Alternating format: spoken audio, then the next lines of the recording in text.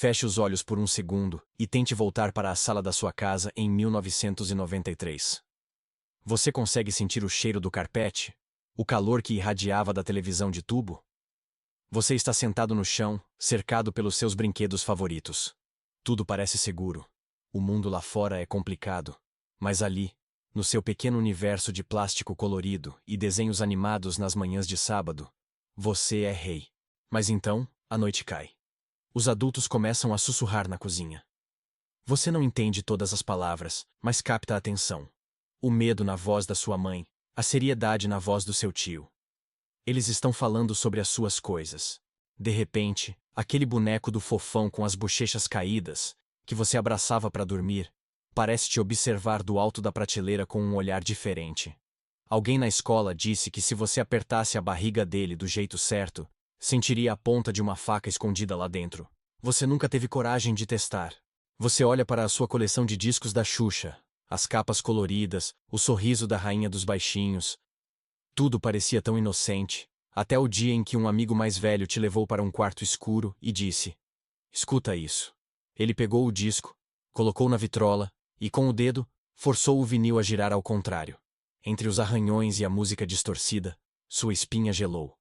Você jurou ter ouvido uma voz gutural falando coisas horríveis, coisas sobre o diabo. E o seu jogo de tabuleiro favorito? Aquele de RPG, com dragões e guerreiros na capa? O pastor na televisão disse, aos berros no horário nobre, que aquilo não era um jogo. Era um manual de instrução para invocar demônios reais.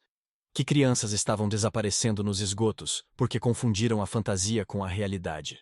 Essa memória que você tem, esse medo frio que te fazia olhar para baixo da cama antes de dormir, não era coisa da sua cabeça. Não era apenas uma lenda urbana isolada. Você foi vítima de um dos maiores fenômenos de histeria coletiva do século XX. Nós crescemos numa época em que os adultos estavam apavorados. Eles olhavam para a nossa cultura pop, nossos heróis, nossos brinquedos, nossas músicas, e não viam diversão. Eles viam o próprio mal se infiltrando em nossas casas. Hoje, no Infância Corrompida, nós vamos abrir o baú trancado dessas memórias. Vamos investigar o pânico satânico que varreu o Brasil nos anos 80 e 90. Prepare-se para descobrir por que tentaram proibir a sua infância. Aqui está o início da nossa jornada sombria. O que nós vivemos no Brasil nos anos 80 e 90 foi um reflexo tardio, mas extremamente potente, de um fenômeno global. Mas, para uma criança brasileira, aquilo não parecia sociologia ou histeria coletiva. Parecia sobrevivência. Basicamente, o que aconteceu foi uma teoria da conspiração massiva, que convenceu milhões de pais, professores, diretores de escola e até delegados de polícia de que existia uma rede global e organizada de cultos secretos. E o objetivo desses cultos, segundo essa teoria, não era político nem financeiro. O objetivo era corromper a alma da juventude. Como? Através de mensagens subliminares na mídia, brinquedos amaldiçoados e rituais escondidos em brincadeiras de escola. Isso não nasceu aqui. Começou nos Estados Unidos, impulsionado por casos judiciais duvidosos e psicólogos que, inadvertidamente, implantavam falsas memórias em crianças. Mas quando essa histeria desembarcou no Brasil, ela encontrou um terreno perfeito.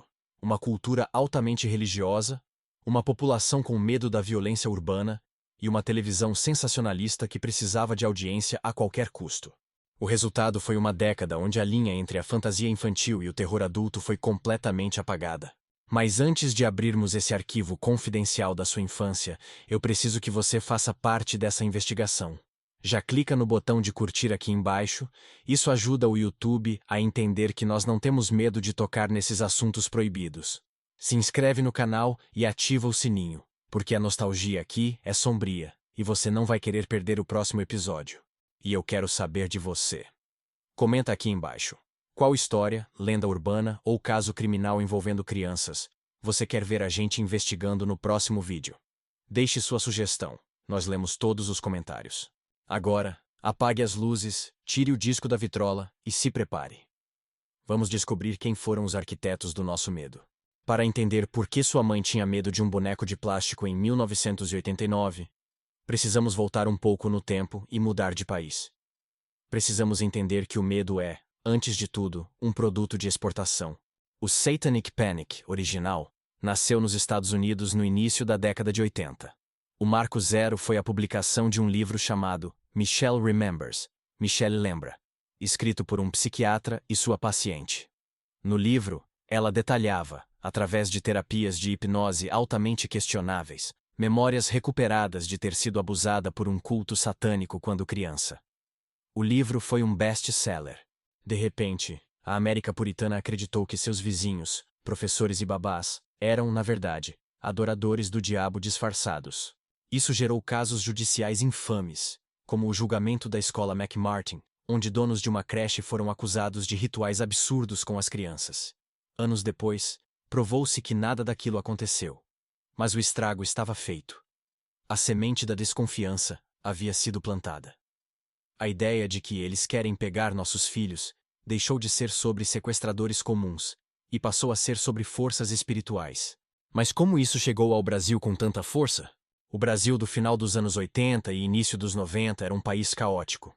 Estávamos saindo de uma ditadura militar longa e entrando em uma democracia frágil. A hiperinflação corroía o salário das famílias dia após dia. A violência urbana explodia nas grandes capitais. Havia uma sensação generalizada de insegurança. Quando a sociedade se sente impotente diante de problemas reais, fome, violência, desemprego, ela tende a procurar bodes expiatórios simbólicos. É psicologicamente mais fácil lutar contra um demônio invisível, que habita um brinquedo, do que lutar contra um sistema econômico colapsado. E quem foram os grandes amplificadores desse medo? Os arquitetos do medo no Brasil tinham dois rostos: a imprensa marrom e a ascensão neopentecostal. Vamos falar primeiro da televisão. Essa foi a era de ouro do Mundo Cão. Programas como Aqui e Agora, Documento Especial e os jornais policiais do final da tarde não tinham filtros éticos como hoje. A guerra pela audiência era brutal. Se uma criança desaparecia, a narrativa mais simples, ela fugiu, ou foi um crime comum, não segurava o espectador. Mas a narrativa, ela foi levada por um culto que joga RPG, era espetacular. Era cinematográfica. Repórteres invadiam casas e mostravam posters de bandas de heavy metal na parede do quarto de um adolescente suspeito, como se fossem provas criminais. Um livro de Dungeons and Dragons, com seus desenhos de monstros, era filmado com zoom dramático e trilha sonora de terror, apresentado ao público leigo como um manual de feitiçaria real. A mídia brasileira aprendeu que o pânico satânico dava audiência. O medo mantinha as pessoas presas na frente da TV. Paralelamente a isso, o Brasil vivia uma explosão religiosa. As igrejas neopentecostais estavam comprando horários na televisão aberta, expandindo suas redes de rádio e TV. E toda grande narrativa precisa de um antagonista forte. Na teologia da batalha espiritual, que se popularizou muito nessa época, o diabo não era uma figura abstrata. Ele era ativo, físico, e estava operando no mundo material. Para conquistar fiéis e justificar a necessidade de proteção espiritual, era preciso apontar onde o inimigo estava escondido. E, estrategicamente, apontaram para a cultura pop. Ao demonizar os desenhos animados, os brinquedos e as músicas que as crianças amavam, criava-se um problema doméstico urgente. Os pais olhavam para a sala e viam o perigo. A igreja oferecia a solução. Foi uma simbiose perfeita entre o sensacionalismo midiático e o marketing religioso. Havia também um componente sociológico cruel: a culpa dos pais. Os anos 80 e 90 viram o aumento das famílias onde pai e mãe trabalhavam fora o dia todo para tentar vencer a inflação. Surgiu a geração das crianças com a chave no pescoço, que voltavam da escola e ficavam sozinhas em casa. A babá dessas crianças era a televisão. Os pais se sentiam culpados pela ausência. E o pânico satânico explorou essa culpa magistralmente. A narrativa era: enquanto você trabalha, a televisão está educando seu filho para o mal. Enquanto você não está olhando, o brinquedo dele ganha vida. O medo de que a coisa ruim estivesse dentro de casa era uma metáfora para o medo de que eles estavam perdendo o controle sobre a formação dos próprios filhos. Não era sobre o boneco do fofão ter uma faca. Era sobre os pais não saberem mais o que se passava na cabeça das crianças. E foi nesse caldeirão de instabilidade econômica, sensacionalismo televisivo e culpa parental que as lendas floresceram. Não eram apenas histórias de fantasmas, eram avisos, eram proibições. De repente, a Xuxa não era mais a babá perfeita, Ela era uma agente do caos. O He-Man não era um herói. Era uma invocação. Os arquitetos do medo desenharam a planta, e nós, crianças, fomos morar nessa casa assombrada. No próximo bloco, vamos analisar as ferramentas que eles disseram ser amaldiçoadas. Vamos dissecar, peça por peça, a trindade profana da nossa infância. Se os arquitetos do medo construíram o cenário, eles precisavam de atores para povoar esse pesadelo. E, curiosamente, eles não escolheram monstros, assassinos ou figuras desconhecidas. Eles escolheram os reis e rainhas do nosso imaginário. Eles escolheram aquilo que nós mais amávamos. Nos anos 80 e 90, o quarto de uma criança brasileira média era um santuário de cores saturadas. Mas segundo a histeria do pânico satânico, esse santuário era, na verdade, um altar. Havia uma trindade profana que operava dentro das nossas casas: o boneco, a rainha e o herói. Vamos começar pelo caso mais bizarro e talvez o mais assustador de histeria material na história do brinquedo nacional: o Fofão. Hoje, olhando para trás, é difícil explicar para as gerações mais novas por que amávamos o Fofão. Ele era, esteticamente, grotesco. Uma mistura de cachorro, urso e alienígena, com bochechas caídas que lembravam um tumor e roupas desengonçadas.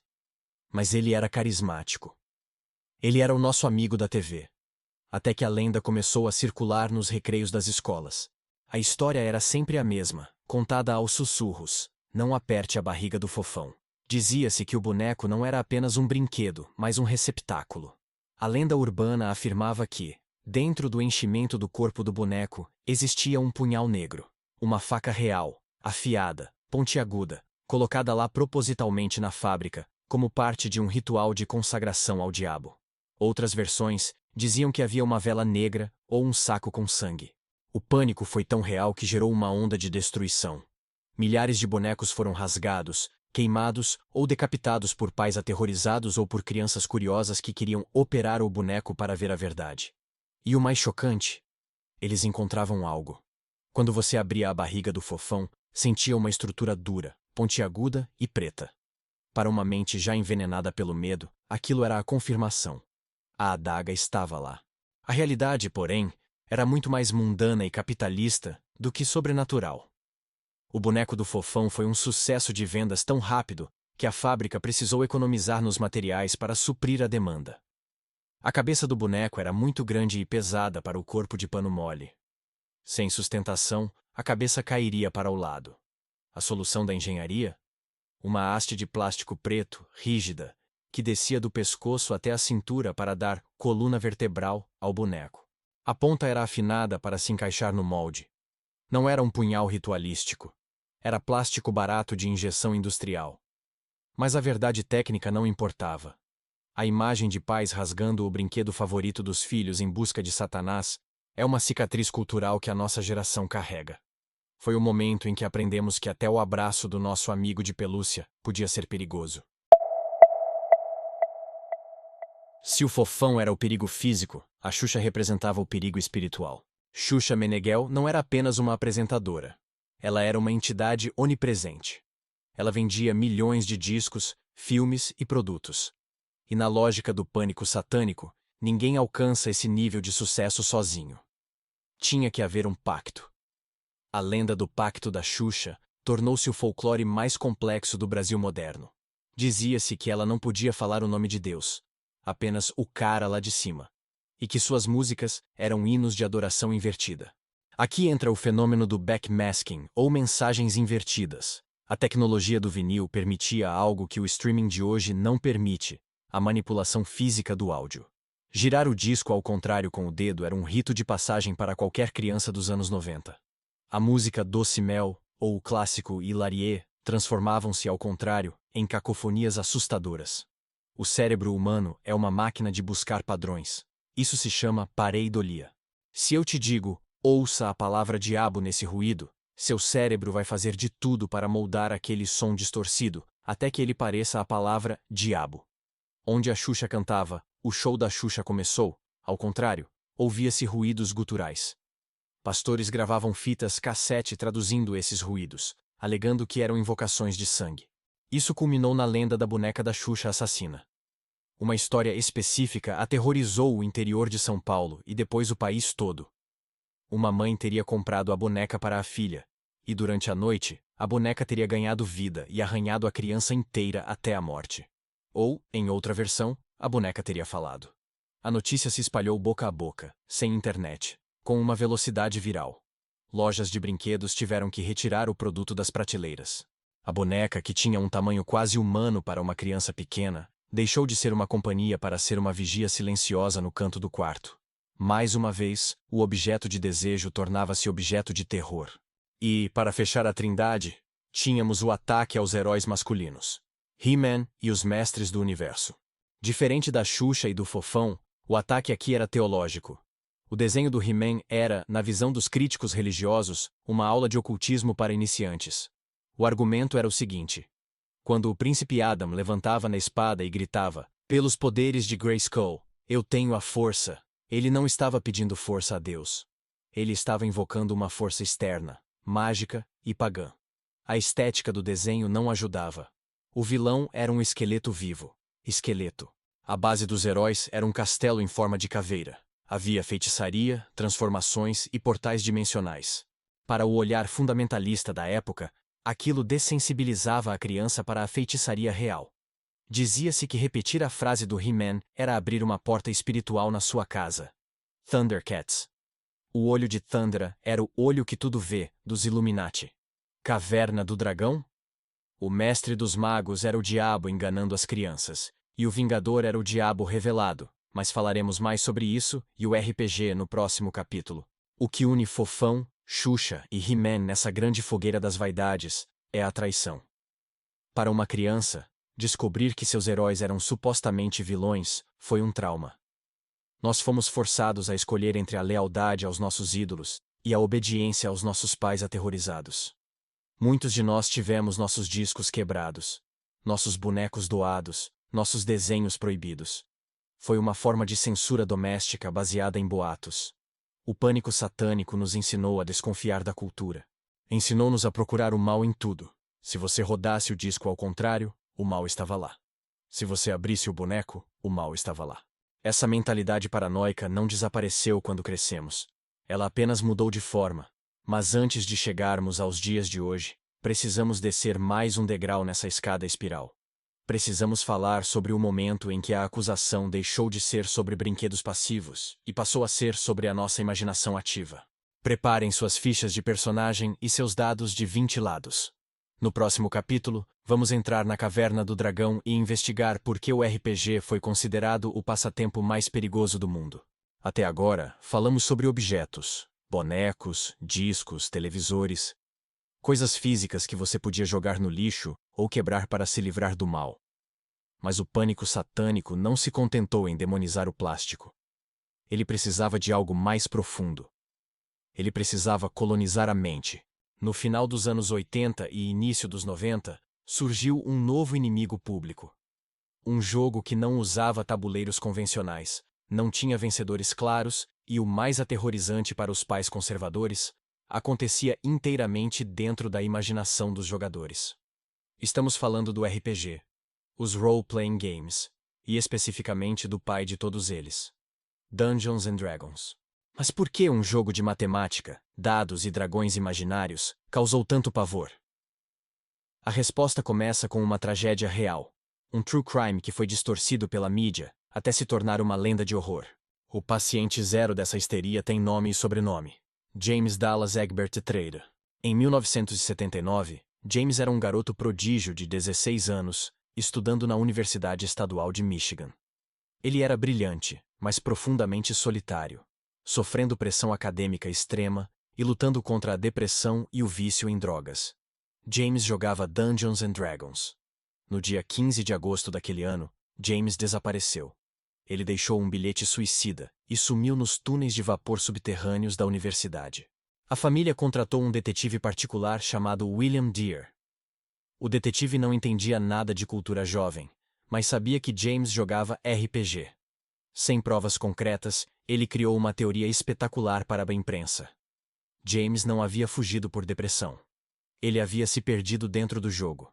O detetive especulou que o jogo havia saído do controle, que os estudantes estavam jogando uma versão live action nos túneis perigosos e que James poderia ter sido assassinado ou sequestrado por confundir a realidade com a fantasia. A mídia americana enlouqueceu. As manchetes não falavam sobre saúde mental ou pressão familiar. Elas gritavam: "O jogo assassino. Dungeons and Dragons leva estudantes à loucura." James foi encontrado vivo semanas depois. Infelizmente, ele cometeria suicídio de fato, um ano mais tarde. A verdade era triste e comum. Um jovem sofrendo em silêncio. Mas a narrativa do jogo que enlouquece era muito mais lucrativa. O caso inspirou o livro, e depois o filme Mazes and Monsters, Labirintos e Monstros, estrelado por um jovem Tom Hanks. No filme, o personagem joga RPG, surta psicoticamente e tenta se matar pulando das torres gêmeas porque acha que pode voar. Essa imagem, o jovem de olhar vidrado que não sabe distinguir um ônibus de um dragão, foi a imagem que chegou ao Brasil. Quando o RPG desembarcou aqui, trazido por revistas especializadas e grupos de nicho, ele já chegou com a fama de coisa do diabo.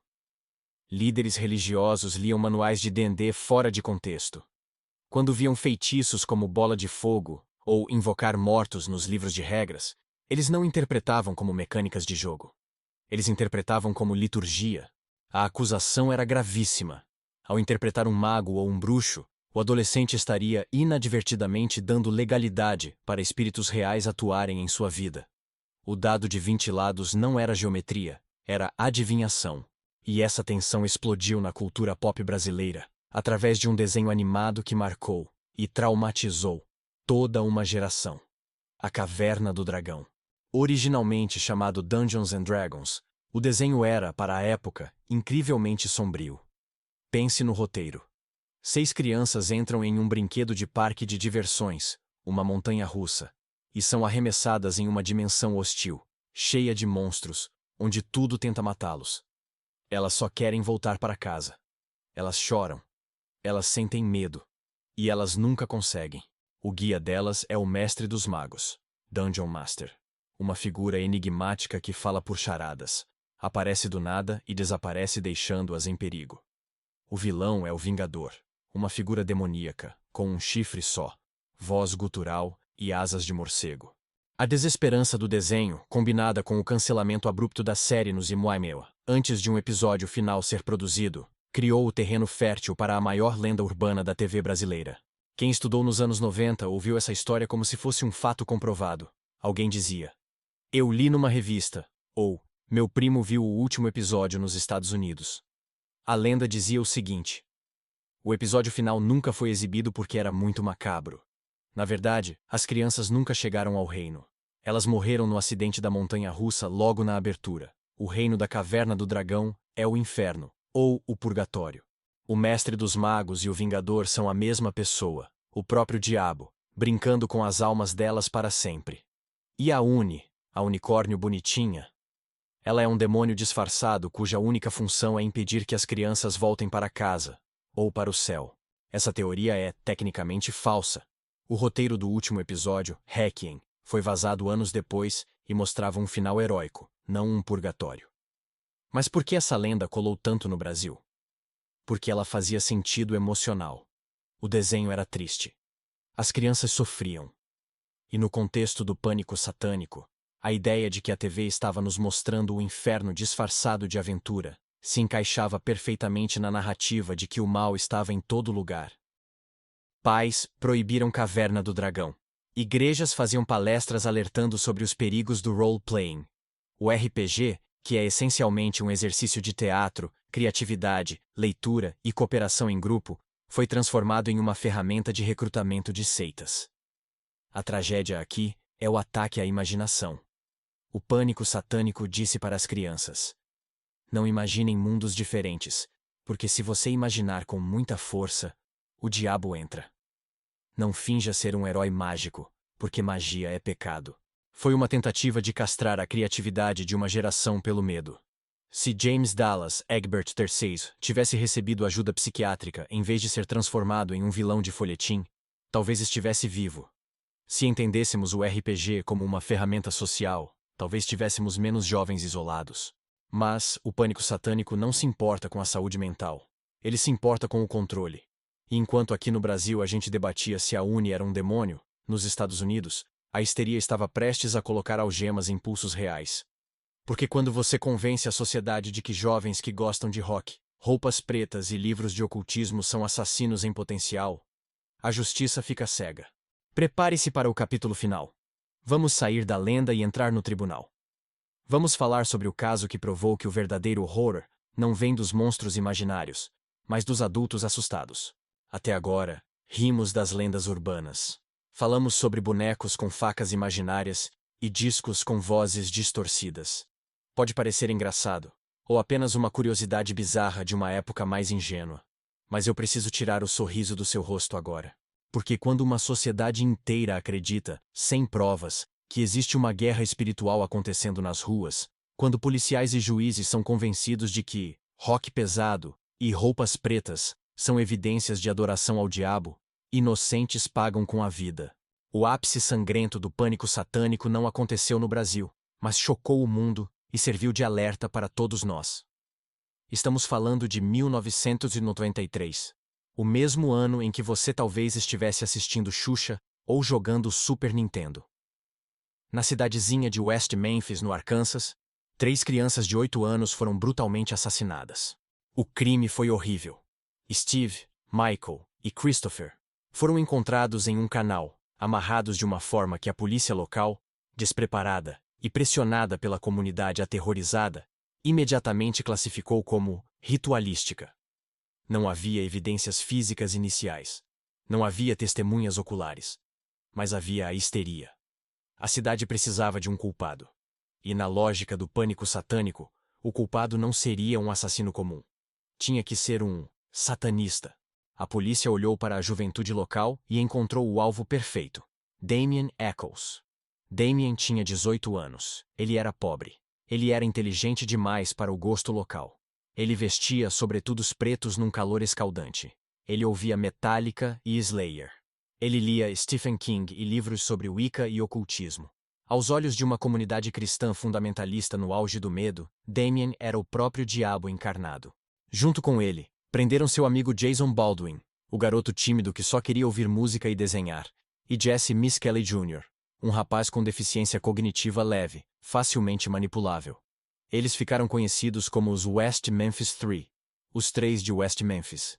O julgamento deles não foi um processo legal, foi uma caça às bruxas medieval transmitida pela TV. A promotoria não apresentou a arma do crime.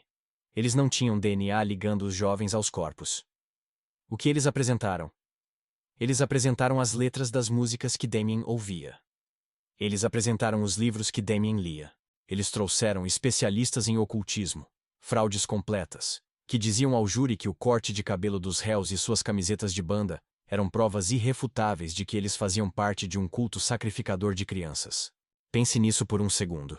3 adolescentes estavam sendo julgados por homicídio triplo, e a prova principal era o gosto cultural deles. Era a mesma lógica que dizia que jogar RPG te tornava um assassino. Era a materialização jurídica do medo da Xuxa e do He-Man. Se consome coisas sombrias, ele é mau. O resultado? Jesse e Jason foram condenados à prisão perpétua. Damien Echols foi condenado à morte. Eles perderam 18 anos e 78 dias de suas vidas na prisão.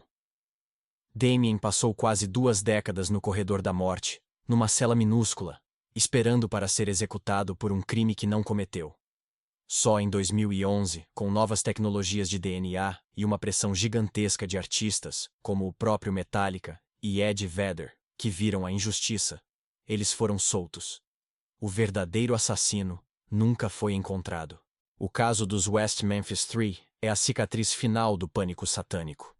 Ele nos mostra que as lendas urbanas não são inofensivas. Quando o medo irracional contamina as instituições, a diferença vira crime. O garoto gótico da sua escola, o fã de RPG, o metaleiro. Nos anos 90, eles não eram apenas vistos como esquisitos. Eram vistos como monstros. Quantos outros Damiens existiram por aí? Menos famosos, mas igualmente julgados por vizinhos, professores e pais, apenas porque sua forma de se expressar não cabia na inocência que a sociedade exigia.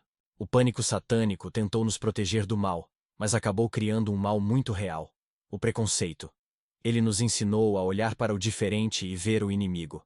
E essa é uma lição que, infelizmente, muitos ainda não desaprenderam. Olhando para trás, a poeira baixou.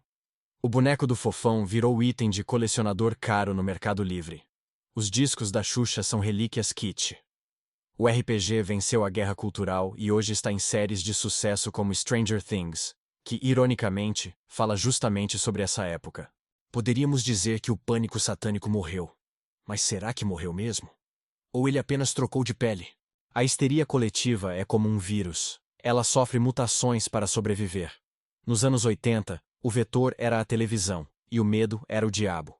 Hoje, o vetor é o grupo de WhatsApp, e o medo são as conspirações políticas ou morais.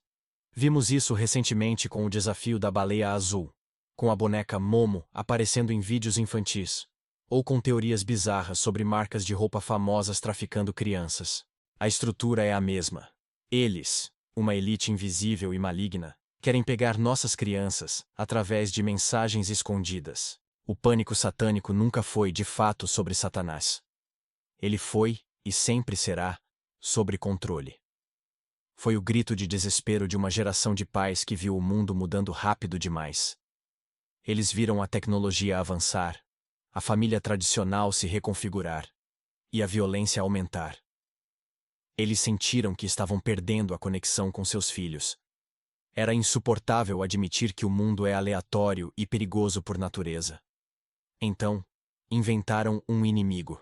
Era mais fácil acreditar que o filho estava rebelde por causa de um disco rodando ao contrário do que tentar entender as angústias daquele jovem. Nós sobrevivemos a isso. Nós continuamos jogando, continuamos ouvindo nossos discos, mas nós carregamos essa marca. A nossa nostalgia sombria vem dessa mistura estranha de amor e medo. Nós amamos nossa infância, mas lembramos que ela foi vigiada por sombras. E talvez o verdadeiro infância corrompida não seja sobre bonecos amaldiçoados. Seja sobre o momento em que descobrimos que os adultos podiam estar errados, que os adultos podiam ser injustos e que, às vezes, o monstro não estava embaixo da cama. Estava segurando o controle remoto. Obrigado por assistir até aqui. Essa foi uma viagem densa, eu sei, mas é importante lembrar. Se você curtiu essa investigação profunda, não esqueça de deixar seu like. Isso mostra para o YouTube que conteúdo denso e bem pesquisado tem lugar na plataforma. Compartilhe esse vídeo no grupo da família, só para ver a reação daquela sua tia que jogou seus bonecos fora. E se inscreve no canal Infância Corrompida. Aqui, nós não temos medo de olhar para o passado, mesmo quando ele olha de volta pra gente. Esse é o Infância Corrompida, e até a próxima história.